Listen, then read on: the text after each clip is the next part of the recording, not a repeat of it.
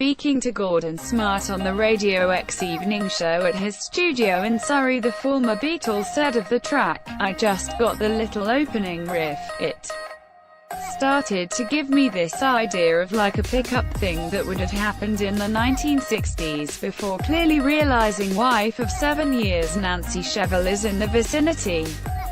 Adding with tongue firmly planted in cheek, "No doubt it wouldn't happen now, because I'm happily married, Nancy. Did you hear that?" He then goes on to clarify that the song is of course referring to a time more than half a century ago, in the 1960s. "You know, I'd just imagine the scene which would be at a party somewhere and you see this great girl, and she gives you a look, and so, you know, the opening line is, 'I saw you flash a smile.' It seemed to me to say that you wanted so much more than casual conversation. It's basically just talking to this girl who I fancy at a party. Let's hope 58-year-old Nancy's the type to just let it be."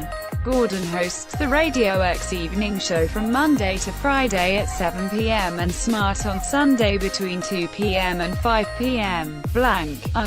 Former X Factor host Caroline Flack says Simon Cowell promised big but delivered small when she worked for him.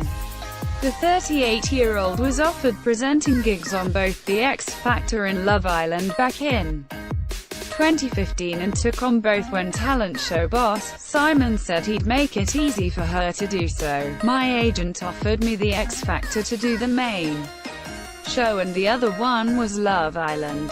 I said, I can't not do The X Factor, and I said, I am not going to do Love Island." We worked it out and I begged Simon and he promised me a jet to go back and forth. However, while Caroline clearly had a luxury airliner in mind, Simon had a different idea. It turned into a 4 a.m. EasyJet flight from Manchester.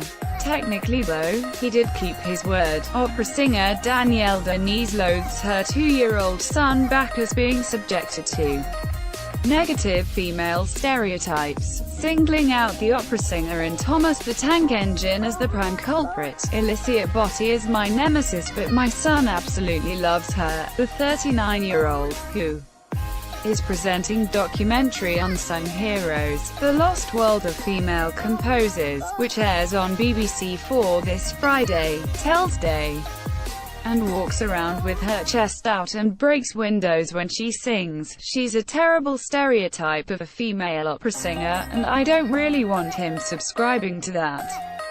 I ask him who his favorite opera singer is and he says me, but you can guess who he says his number 2 is. Roseanne set to allow spin-off show Disgraced Roseanne Barr is reportedly in talks to help cast and crew keep their jobs by distancing herself from projects linked to her axed sitcom.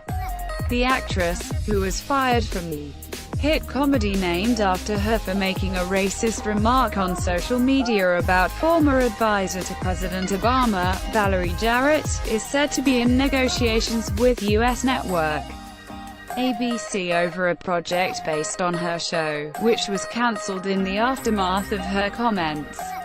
A source said, "The key has been how a show can be done, where Roseanne neither participates nor profits.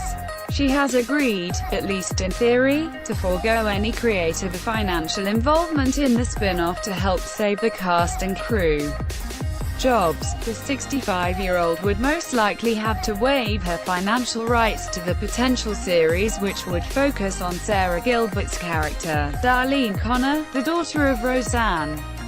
Former Desperate housewife Eva Longoria has given birth to her first child. The actress announced that she had given birth to a baby boy on Tuesday in LA. The 43-year-old and her husband, Jose Antonio Pepe Baston, 50, who have named the tot Santiago, confirmed his birth in a statement. "We are so grateful for this beautiful blessing," they announced.